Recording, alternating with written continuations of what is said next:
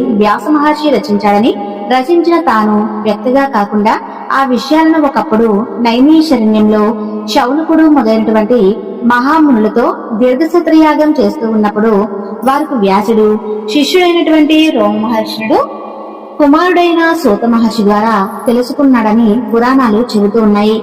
వాళ్ళతో సూత మహర్షి భవానీ చరిత్రను ఇలా చెప్పడం ప్రారంభించాడు.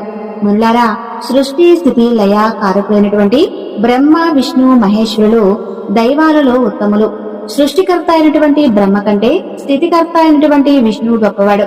ఇక విష్ణువు కంటే రణవ స్వరూపుడు ఓంకార రూపుడైనటువంటి పరమేశ్వరుడు గొప్ప. ఓంకార స్వరూపుడైనటువంటి శివుని అర్ధాంగి అమ్మ జగదాంబ. ఈమె ఈ సర్వ జగత్తుకి మాత కాబట్టి ఈమె జగన్మాతగా ప్రసిద్ధికెక్కింది. అందుకే జగదాంబను భవానీదేవి, శ్రీదేవి, మహాలక్ష్మి, చండి, దుర్గా, మహాశక్తి